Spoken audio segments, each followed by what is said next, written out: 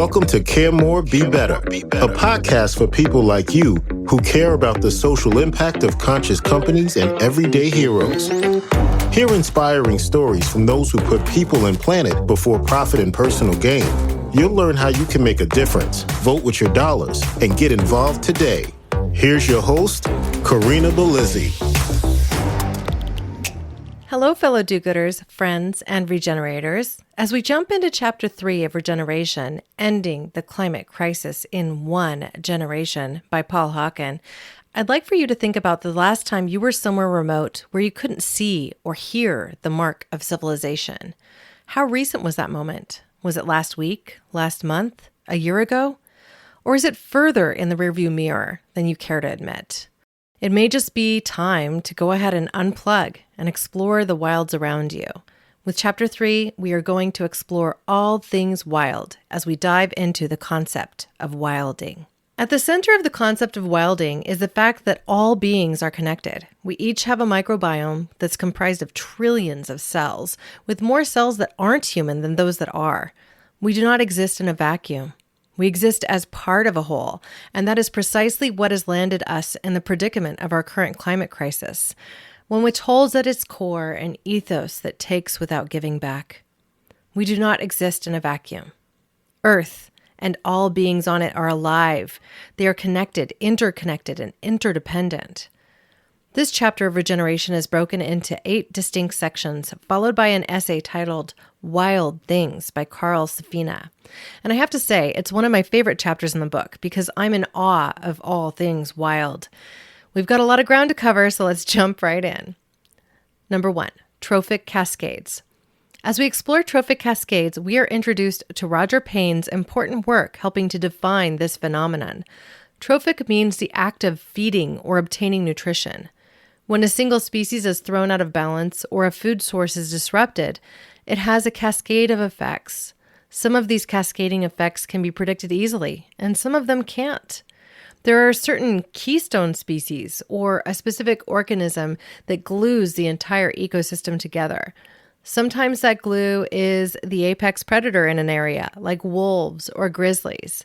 In the Monterey Bay, one of their keystone species is actually the sea otter. The sea otter eats clams, fish, and, importantly, the sea urchin. Sea urchins dine on the roots of giant kelp, which sets the kelp adrift, destroying the forest that once stood there. When the sea otter is missing from a particular area of our coastline, so too does the forest. It dissipates. The once giant forests of kelp that stretched along much of California's coast have simply disappeared. They thrive mostly now in the Monterey Bay, where the sea otter thrives. You can drive north or south of the Monterey Bay and find that they're less abundant, if not entirely gone. And you'll find plenty of purple sea urchins and no kelp forests at all. Divers like me refer to these areas as purple urchin barrens. They devour everything, leaving nowhere for fish to hide, nowhere for abalone to feast, or sea otters to play. You'll see sea hares, a giant sea slug, rocks, purple urchins, sand, and not much more. The ecosystem collapses without the sea otter. There are 3 types of keystone species: predators, including the sea otter, ecosystem engineers like beavers and prairie dogs, and mutualists like the African red-billed oxpecker who perches on an ox's back to eat the insects there. Grazing Ecology. In this second section, we are asked to think about the importance of grasslands and their ability to sequester carbon. Grasses have a complex root system that brings minerals up, creating healthier grasses. Grazers move over the environment, chewing its leaves but leaving behind the root system that sequesters carbon. The grazers fertilize the area, creating new and rich and healthy soil with their waste. Because grazers move through an area, the area has a chance to recover before the new migratory herd comes through. The land is not left bare. The soil does not blow away. The grasslands themselves recover using the very same root system the next season, and the next, and the next. This leads us straight into our third topic, wildlife corridors. Here I'll quote David Quammen's Song of the Dodo featured on page 72. Let's start indoors.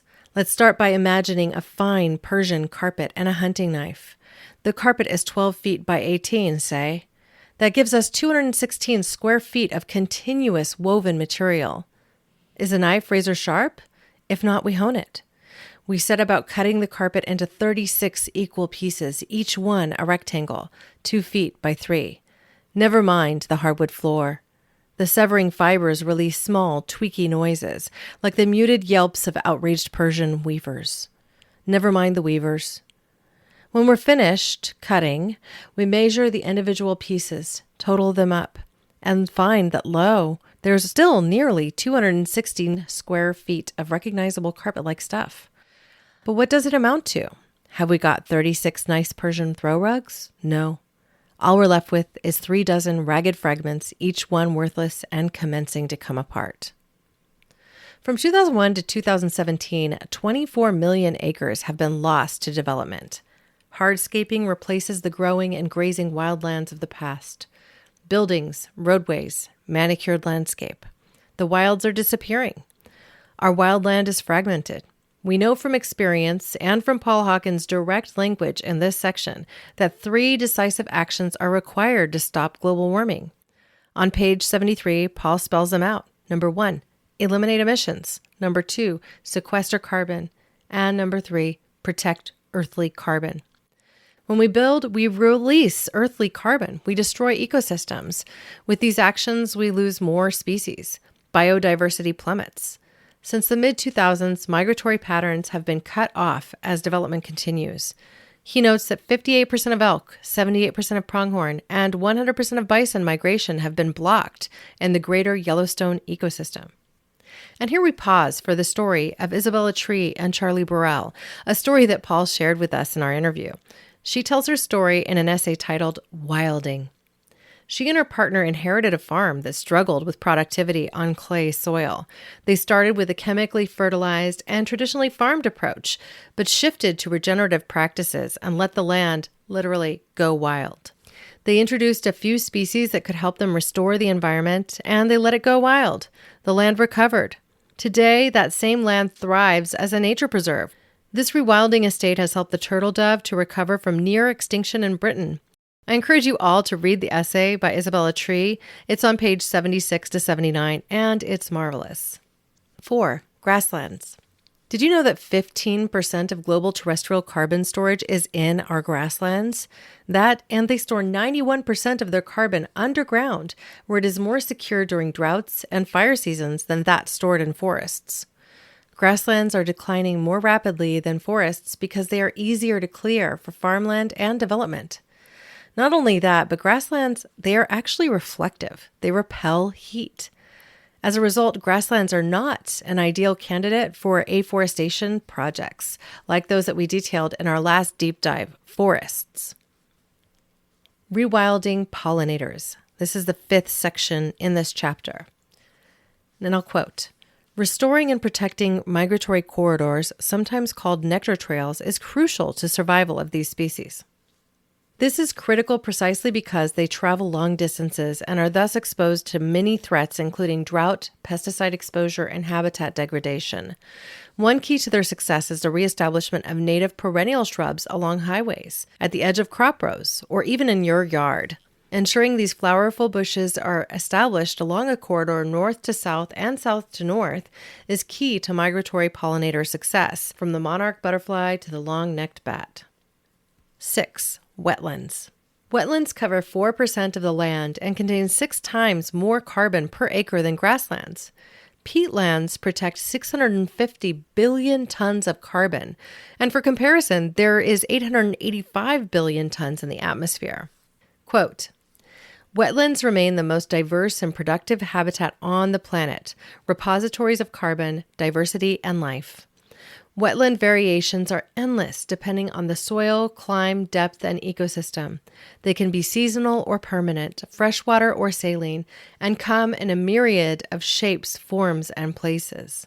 They are feeding grounds for migratory birds, sanctuaries for beavers, sloths, otters, and capybaras, nurseries for spawning fish, mollusks, and crustaceans, ponds for egrets, herons, and cranes, and refuge for alligators, frogs, snakes, and turtles. Now, draining wetlands in the name of progress creates serious challenges as biodiverse habitat and carbon sink is destroyed with it. Recently, wetland restoration projects are returning dried land back to its wetland roots.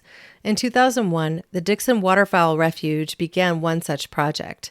They began removing a network of underground pipe that had been laid to drain the wetlands, that had been successful in leaching 9 million gallons of water and dumping it into the Illinois River each day. Once completed, and once all of this was eradicated, lakes refilled. Birds returned with 915 species of plants, insects, invertebrates, reptiles, amphibians, and mammals. And as we head into the next section, we get to bring much of this together. We're going to talk about a keystone species that helps return wetlands to the mainstay: beavers. From the 1700s into the 1900s, beaver populations dropped from 60 million or more to only about 100,000. They were hunted for fashion and warmth. They were hunted for their fur. You know, we once thought that they destroyed ecosystems, but now we understand that they truly create them. Recent conservation efforts have resulted in population rebound to 10 to 15 million, resulting in marked improvements in wetlands and restoration of salmon habitats in some areas. You can look at the habitats they create with slowing water. Paul goes on to quote an environmental journalist's book on beavers. Ben Goldfarb writes, "Beavers, by capturing surface water and elevating groundwater tables, keep our waterways hydrated in the face of climate change-fueled drought. Their wetlands dissipate floods and slow the onslaught of wildfires. They filter pollution, they store carbon, they reverse erosion. And whereas our infrastructure is generally inimical to life, they terraform watery cradles for creatures from salmon to sawflies to salamanders. They heal the wounds we inflict." Now, I loved beavers before. This curious rodent that safeguards itself from predators and cold winters by modifying its environment. Now I regard them with the utmost respect. Number 8, bioregions. Bioregions describes geographical areas that are defined by their unique landscapes and ecosystems. In order to ensure they continue to succeed, Paul postulates that we need to do 3 things. First, we need to identify and inform inhabitants about where they live. More than the city or state, what has that land historically been? Who lived there? What does the ecology actually look like? Second, we need to maintain and regenerate degraded natural systems. And third, we need to explore the idea of re-inhabitation to create more life in each bioregion. As he states, you can't manage what isn't measured. So it starts there. We need to know where we are now so we can develop a plan to return our land to its more natural state. Carl Safina's essay, Wild Things, concludes this chapter. He reminds us that millions of species are now threatened. In Germany, flying insects have declined 80%. A quarter of the world's sharks are now vulnerable. 1 in 8 bird species are now threatened, as are 1/5 of all mammals. But conservation efforts, when focused, really do work. We just need to be specific with our goals and with our actions. Key examples include the bald eagle, brown pelican, the American alligator, and the American bison, and even the black rhino. Our work isn't done, nowhere near in fact, but there is hope. And here I'll close with the last bit of Carl Safina's essay. Quote, "No one worked on all those successes, but someone worked on each of them, and that's what made the difference. It would help all of us and the cause of the world species if we think more granularly, speak more specifically, focus on what can be meaningful, and stay observant of all the many beauties remaining. Beauty is the single creation that best captures all our deepest concerns and highest hopes. Beauty encompasses the continued existence of free living things, adaptation, and human dignity. Really, beauty is simple litmus for the presence of things that matter." This brings our coverage of Part 3, Wilding, to a close. If you haven't listened to my interview with Paul Hawken, I encourage you to check it out. You can also go back to Parts 1 and 2 at your leisure, as well as my upcoming coverage on Nexus, which is a deep dive into Paul's website, regeneration.org. It will enable you to stir the activist within with some great tools that are offered there.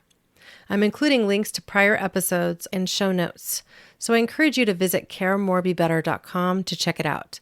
You'll also find our complete transcript so you can revisit any of the quotes I covered in this section. And for the budding and experienced activists alike, I've created a new tool to help you unleash your inner activist. If you join our newsletter on caremorebebetter.com, you'll receive a download link to that guide as your welcome gift. Next week, we're going to cover the next section of Regeneration, which is on land. We'll learn about regenerative agriculture, land restoration, compost, and vermiculture. So get ready to think about food and everything we do to produce it. And before we wrap, I'd like to introduce you to another show. It's another decidedly different show, and one that is fun, built specifically for progressives that enjoy pop music. So on behalf of my friend Hannah, co-host of the B-Sides, I ask you, how do we define pop music? Are we all chained to the rhythm? What do we expect from our artists in an era that needs all progressive hands on deck? Why does every Carly Rae Jepsen album feel like a moral necessity? What can Britney Spears' career trajectory tell us about pressure and patriarchy? Will Rihanna ever release new music and pull us through the careening emergency that is American politics once and for all? Let's talk. The B-Sides is a podcast and internet home for progressives who love pop. Subscribe today wherever you listen to get bi-weekly musings from hosts Becky, Hannah, and Mimi on pop's place in our world. Listen to the B-Sides on Apple Podcasts, Spotify, or wherever you listen, and follow them on Instagram at Listen to the B-Sides. I hope you'll check out their show and let me know what you think. You can always send me an email directly from my website, caremorebebetter.com, or you can even just leave me a voicemail message by clicking the microphone icon in the bottom right-hand corner. Thank you, listeners, now and always, for being a part of this pod and this community, because together we really can do so much more. We can care more, and we can be better. Thank you. Thanks for listening to Care More, Be Better, a podcast for social good. To make sure you never miss an episode, subscribe, rate, and review wherever you listen to podcasts, and share with your friends to help us reach more people and spread more social good.